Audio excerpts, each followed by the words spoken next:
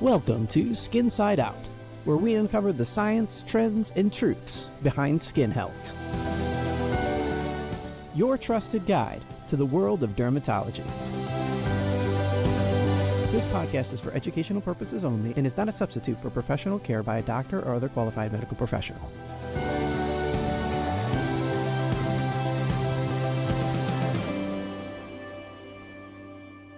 Welcome to Skin Side Out, where science meets beauty. I'm your host, Dr. Zain, with Heather and Courtney.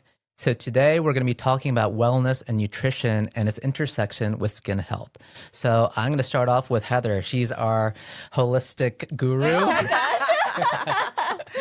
gosh. Let's break down that term, holistic skincare, holistic health. Don't get me started.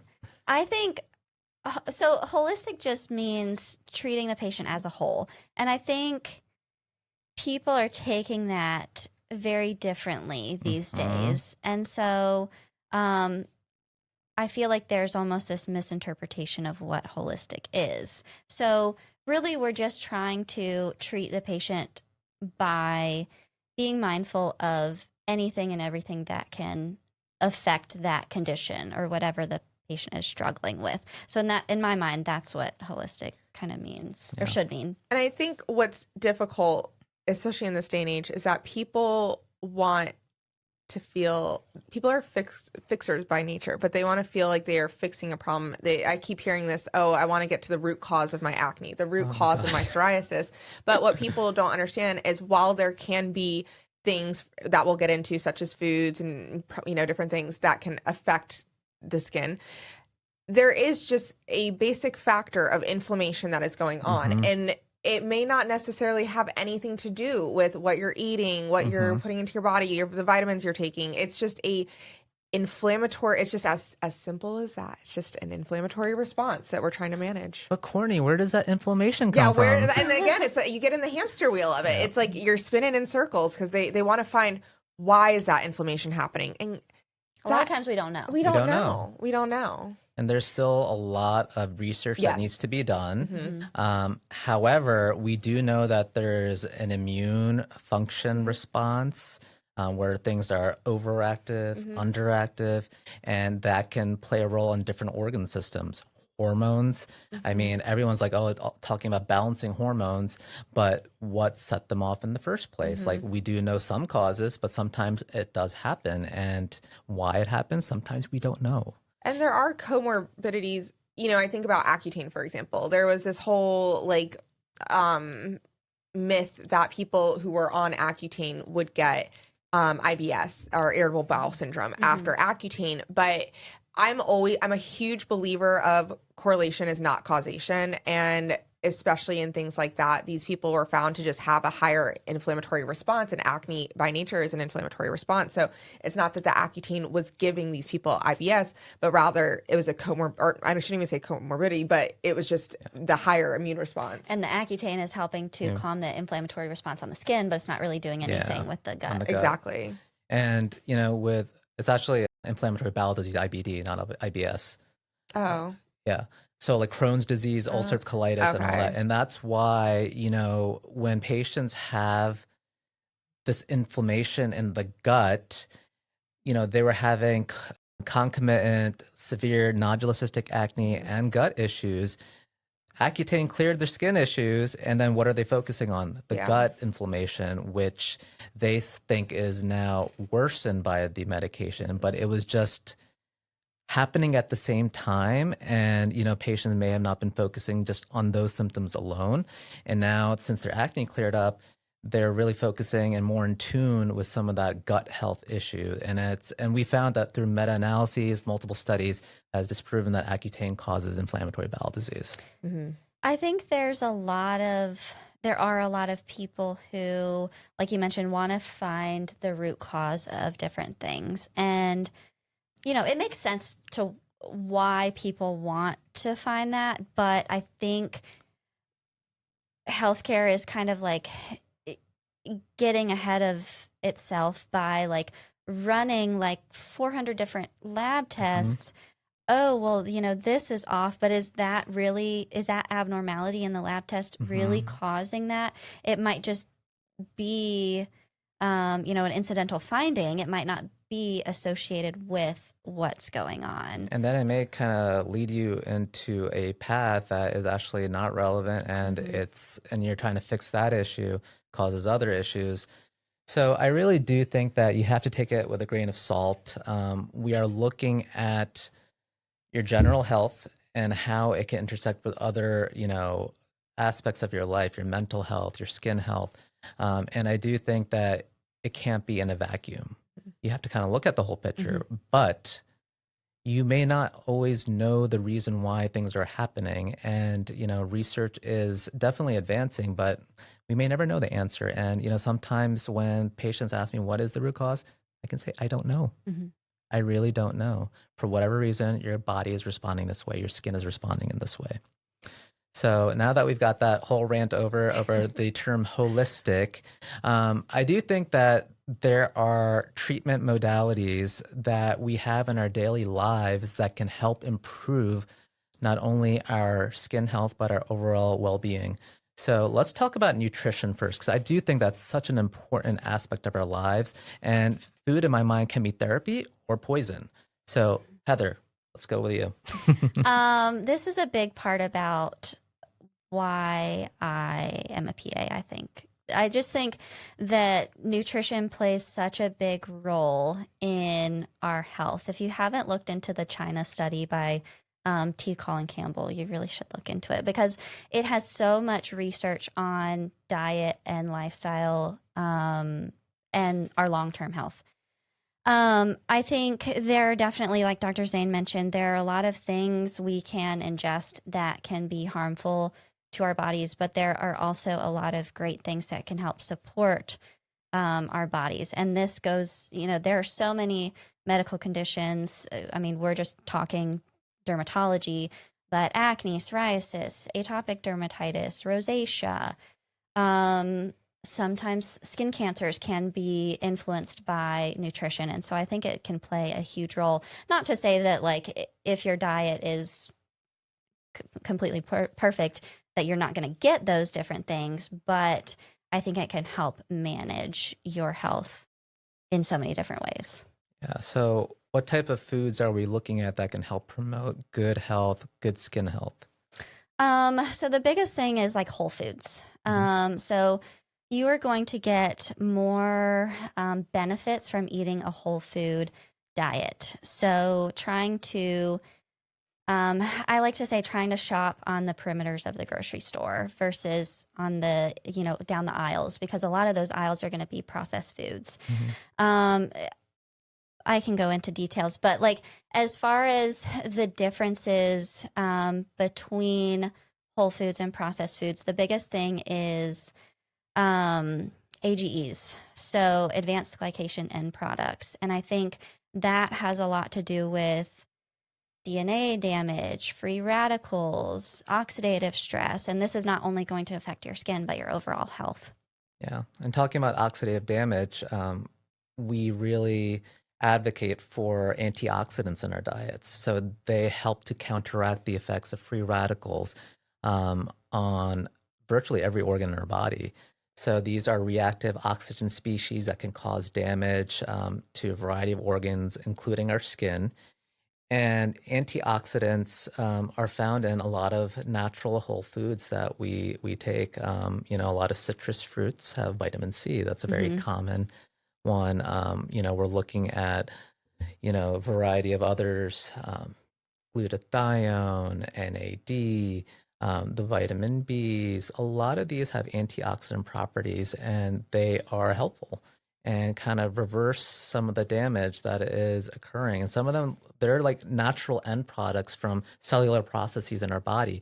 Like free radicals are kind of a normal phenomenon, but they do damage. So they can kind of help counteract that.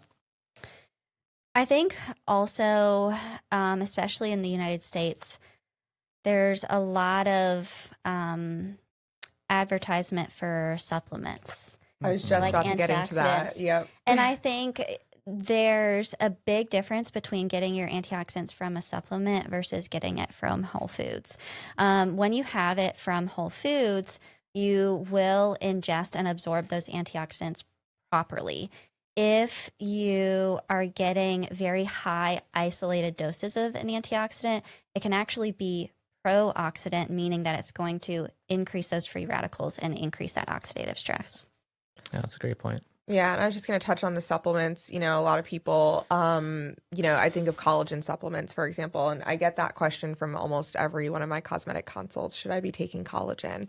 And I tell them, I think it's so important to look at the data, and if there's not any studies really supporting like that oral ingestion of collagen, I think that's where, again, like diet's going to play a role. Like you shouldn't really feel the need to take a supplement if you're getting those nutrients from your daily diet. That should be your goal, is to be getting enough. And then, you might look at things like, okay, for example, I know I'm very vitamin D deficient, probably all my sunscreen. But then at that point, okay, maybe we'll look at adding in something like a vitamin D or calcium.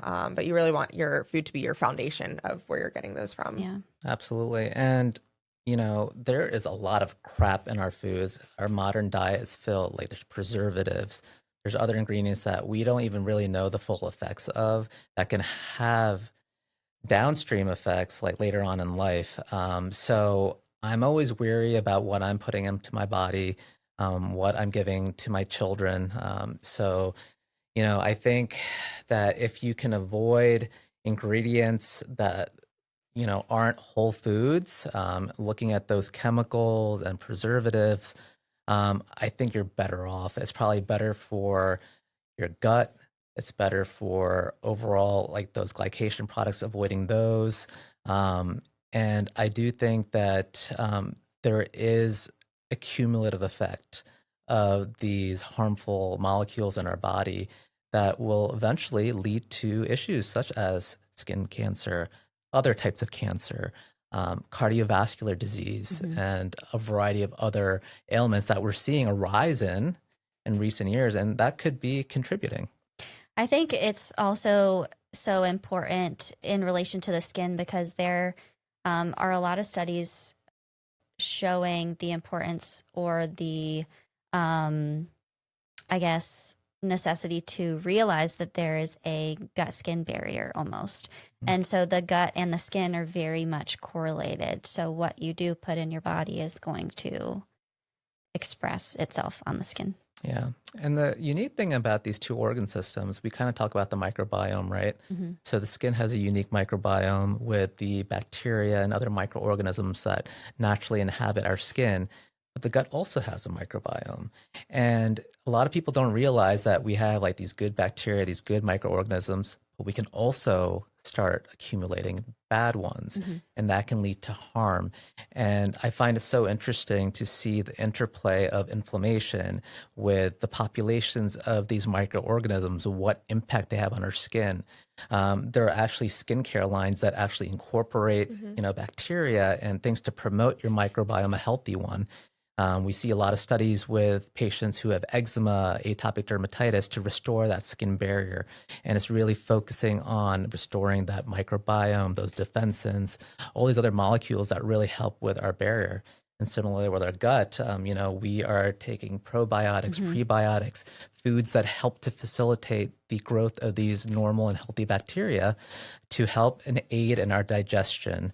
However, if we have accumulation of, harmful bacteria, there's products that they produce that can lead to digestive issues. It can also lead to other molecules that can be harmful for our bodies.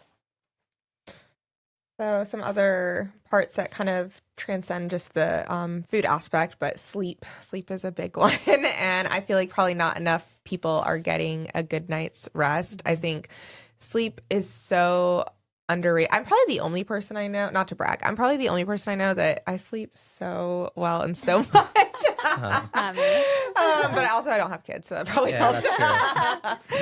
But I think people really underestimate how sleep can really affect not only your mental well-being, but especially, again, your physical well-being, as far as even, wrinkling goes, as far as like cardiovascular health. I mean, it's just a whole array of things that I think people don't realize. Yeah, sleep is so restorative, I feel like. But people think of sleep as a passive period in the day, but it's Right. actually not. It's a very dynamic Right. time period where your body's restoring itself. Brain function, all those neurons, synapses are forming. Your skin is also restoring itself, and other bodies also restoring itself. So I always think of sleep as a very restorative but very active process. Thankfully, we don't have to do much work, but our bodies are doing all that.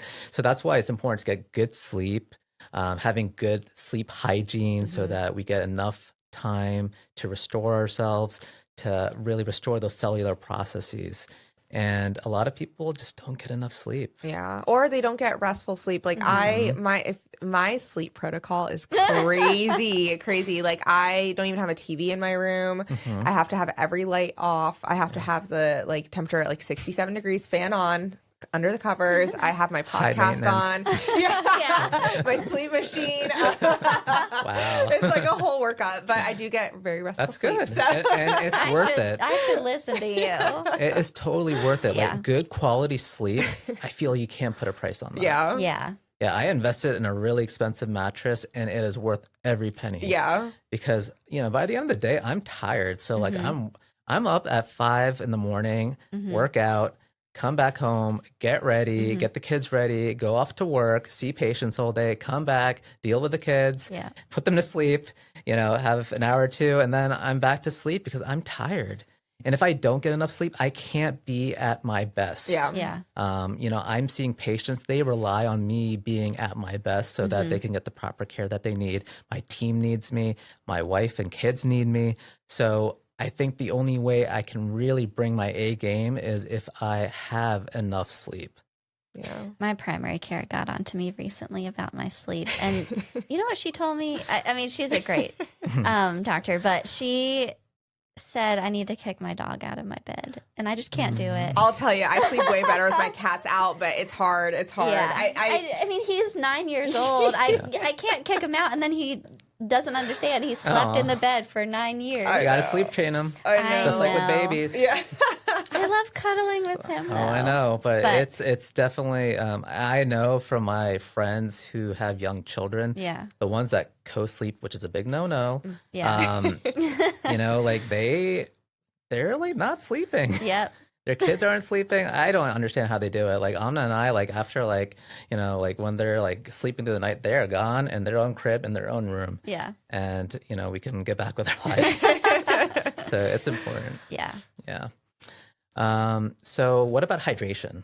I think water is so important. Water comprises most of our body.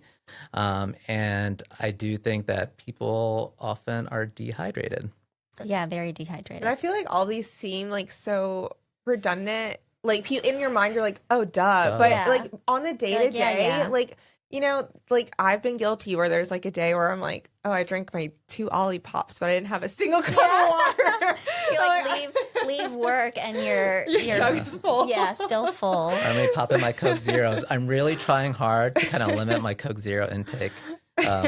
It was a hard week. Yeah, and to piggyback on that, even the caffeine intake too. I mean, people again, like, and I get it. I mean, I feel like in this world that America has created for itself, it's like this whole focus on like work, always busy, like, and that's where we lack things like taking care of ourselves with sleep, taking care of ourselves with proper hydration, like things like that. And so, it's just, I think goes to show a little bit further on where we lack in wellness. And you bring up a great point. I feel like if you study those blue zones in the world where people are living like past 100, like, people are living healthier, like in Japan, Italy, we are seeing not only do they eat a better diet, low in processed foods, rich in antioxidants and plants. They're active. Yeah. They're walking.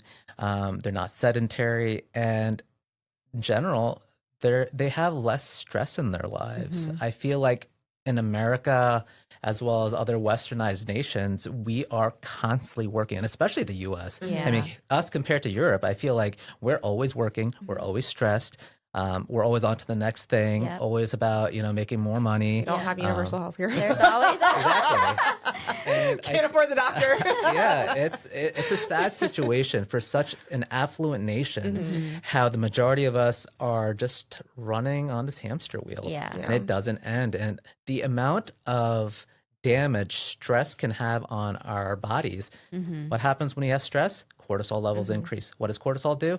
A lot of bad things. Yeah. So it's our, fight or flight kind of response where, cortisol is constantly in that, that stressed state, and we constantly are living in that. Being in healthcare, it's hard. Like, not only are we treating, patients, it's difficult with all the access issues, a system that is essentially broken. But, oftentimes we're taking care of our patients, but oftentimes not really taking care of ourselves.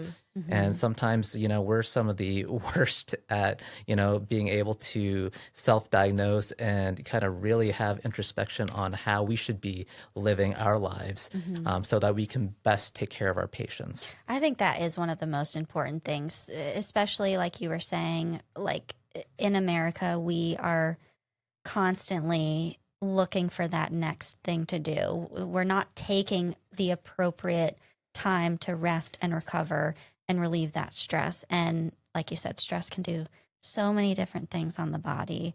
So I think we need to listen to our ancestors. And we weren't built for this. We weren't built to be this busy. I wasn't built to spend 2 hours on the phone with insurance companies trying to get my patients covered. No. Yeah, it makes a huge difference. And I think that's why all these like supplements and like these essentially like easy way, I mean, like even just the fast food and the convenience items, and like that's why people have gravitated towards those things, because of that convenience factor. What's the quickest way? What's the easiest way, to obtain wellness? But again, all of them are essentially shortcuts, and you're really not benefiting yourself. I mean, let's talk about the GLP-1s. I mean, people are taking them with great success for weight loss, but it's a shortcut. Yeah. Right. Yeah. I mean, for the patients who aren't necessarily, Need diagnosed with like diabetes or morbid obesity, I mean, people are just kind of taking it as like a little shortcut, maybe avoiding exercise or right dietary changes. And I think that is a detriment. I do think that has negative consequences. So I really do think that we should really try to change the culture of, our work environments, our, general lifestyles. Something that I've been toying with is in our office having a yoga hour, nap time. Wait a minute. Nap time. Red light therapy. Yes, you heard that. Red light therapy, full bed panel, and a masseuse that comes in 1 month. Just kidding. But it would be nice, right? Yes. It would be nice. I think we should have like a puppy playroom, and it would be very healing for myself and probably the rest of the staff. Yeah. And we can just go in there when we have a bad day and play with puppies. And we could get them adopted. It's a win-win, really. Yeah. Yeah. Or an antioxidant tea bar that we can fix. See, now we're talking. I do think we are headed in the right direction. I think there are a lot of people on board as far as like there's this, surge of corporate America and, work. And I think we are definitely coming to realize that like that is not why we're here. Yeah. We're People here to are getting live. burnt out. Yeah. They're physically becoming not sick. sustainable. It's not Yeah. sustainable. In order for us to have a viable workforce for the future, we need to have a healthy population. Otherwise, like, I'm really scared about what's going to happen with the next generations. People are more sedentary. People are on social media. They don't even talk to people anymore. So I think there's going to be a social component to this. And in general, like, people are just very isolated, and they're like work. And I don't think it's sustainable. Reminds me of the movie WALL-E when they're all like, fat, but they are all, I think, happy in that movie. I don't know. I didn't really watch the rest of the movie. It's very dystopian, and I It's feel very like it could dystopian. easily Yeah. turn into that, just like with artificial dopamine Yep. and just the easy way out. I think we we like to be lazy. And even AI. I mean, you Oh, think yeah. about AI. What was that? I mean, to make I mean, life are people easier, going to go to school but anymore? Like, no, I know someone themselves who said they don't want to go to school because they think AI is going to take over everything. So I think it is. It's crazy. But I think we have to be a model for our patients and really empower them to make these healthy decisions. And, you know, as a physician, as other healthcare providers, you know, I think that our patients can really benefit from seeing us as an example and living those truths. Yeah. And lastly, I did want to touch on smoking too, because that's such a big one. I have so many patients that still drop smoke. That still smoke. They're dropping thousands in skincare and in procedures, and then they're smoking. And it kills my soul. It kills it. And I get it. It's highly addictive. I think there's so many new alternatives now. Not that the vapes are really probably any better at all, but you know, just I think if you weigh the risk versus the benefit, what's the benefit? Like a little nicotine buzz for a few seconds. I don't. It's just so bad for your skin. So bad for your health, teeth, lungs, and just not just aesthetic skin in general, but medically. Like hidradenitis suppurativa, if you're smoking, you know, your condition probably won't get adequately controlled. Wound healing after surgery. It perpetuates inflammation. Yeah. That's what it does. And constricts blood vessels, not enough oxygen's getting to your skin. So there's a lot of issues with smoking. Similarly with excessive alcohol intake. I mean, studies have really shown there's really no benefits. Like I know like people used to talk about like, oh, the resveratrol and you know, it has some improvement, one or two drinks, but actually it's been shown that actually no alcohol. Yeah. I saw that too. Is you didn't used. want to. I know. But you know, you gotta live, you gotta, you know, have your own you know, well, but it is something that, you know, you have to be mindful of. Yeah. And, you know, other vices, like other drugs, like, you know, not just alcohol and like nicotine, but, you know, all these other illicit drugs. I mean, cannabis is now much more available and accessible now. It's legalized in many states, but there are a lot of downsides to it too. People are also like, you know, driving impaired and, you know, having other health consequences. Although there has not been a link with cannabis causing any health issues from studies. So I found that interesting. Yeah.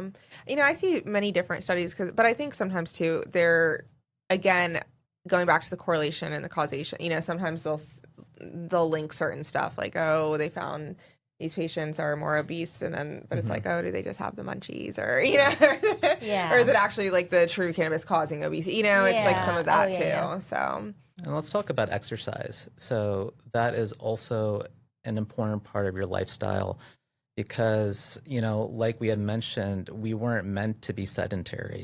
You know, originally we were like hunter-gatherers, we were out there active, farmers out there active, and now we're suddenly sedentary. Especially all the remote jobs now. Yeah. I mean, people don't even get out of their pajamas. Yeah, I know. I think going back to the blue zones, one thing that they all have in common is that they are very, there's a very dynamic elevation.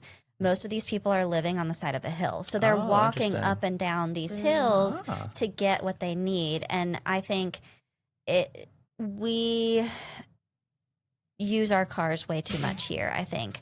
We are not bicycle friendly. I will say that till the day I die. We are not pedestrian friendly. I mean, there are so many roads. It's so frustrating, but there's a bike lane and then all of a sudden it just ends. Like, how are we supposed to be active and like ride our bike to the grocery store? People just don't do that here. Yeah.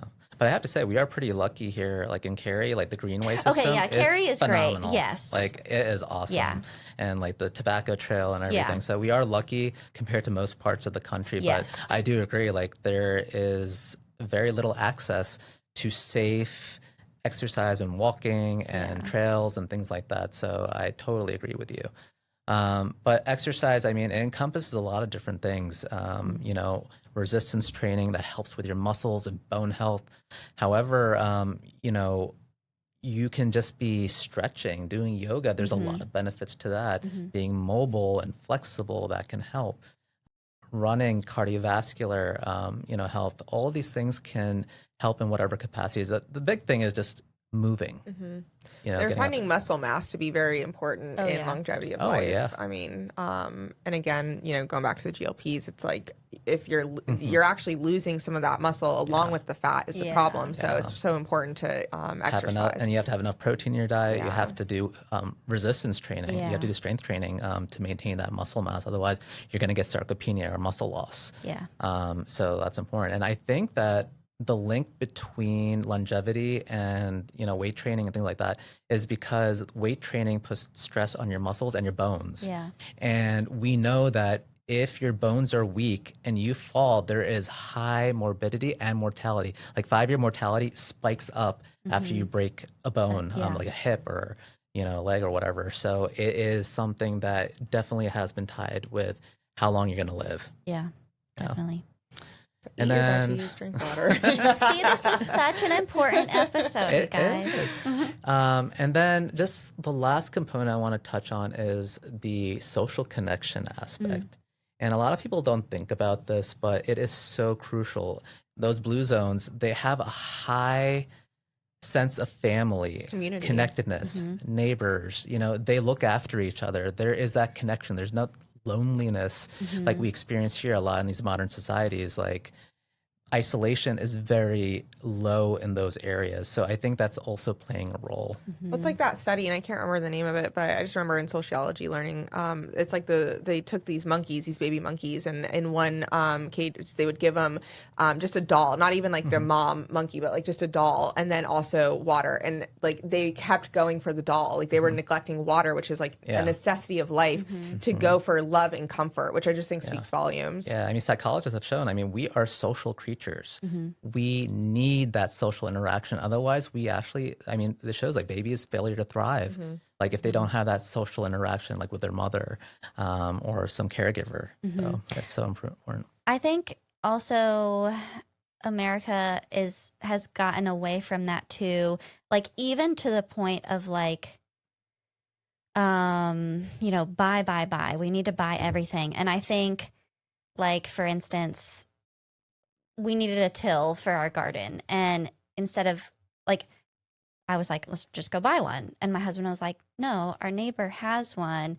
We've got that social connection. He would easily love to let us borrow it. And save money. I think, and save money. But I think that social connection of just having a community around you and working together, everybody doesn't need a till. We can all share one in the community. Whatever happened to like asking your neighbor for eggs? Yeah, exactly. We did that growing up. I always, my mom would send me down. Like, can we get a little butter? But nobody does that anymore. I feel like the isolation is really having an impact. I think COVID accelerated that. So I'm hoping that people take note of that and try to reverse that trend because it is going to have a significant impact on mental health and that also subsequently trickles down to the rest of our health. Definitely. So, I'm just worried about the future. Yeah. We can make it change. Let's change. With our powers combined. All right. So, I think that this was a unique discussion, not just on skin health, but lifestyle and wellness and how it can have impacts on various facets of our life. So we've talked about how nutrition, hydration, exercise, stress, and social connection can really have positive and negative effects on our health. So it is really important to invest time, adopt certain strategies and habits that will enhance the quality of your life. And, as a dermatologist, we're always looking at ways to help improve your skin health, but I'm also looking at it from a physician standpoint. I want to help with your overall health. We do talk about it. Like I had a patient today. We had a big discussion on mental health with him, and it was very emotional for the patient. And I feel like he needed to hear it, and it was therapeutic in a way, and also pointing him towards resources that can help him. So, there is a lot of different avenues we can take to treat our patients, and we wear multiple hats, and it's really a privilege to be able to interact with patients in a variety of different ways to help them, not only in their skin health, but their overall health. So, yeah, I think that this was hopefully a very enlightening episode for you guys. Hopefully you enjoyed it as well. Please like, follow, and subscribe. But until next time, Skin Side out. Thanks for listening. This episode of Skin Side Out is complete. If you enjoyed today's episode, don't forget to subscribe, rate, and leave a review wherever you listen to your podcasts. For more tips, updates, and behind-the-scenes content, be sure to see what fun we're up to on TikTok. Follow us on Instagram and Facebook at Nor Dermatology and Aesthetics. Check us out online at norderm.com. Discover why our patients give us 5 stars on Google. Call us today at 919-617-0717.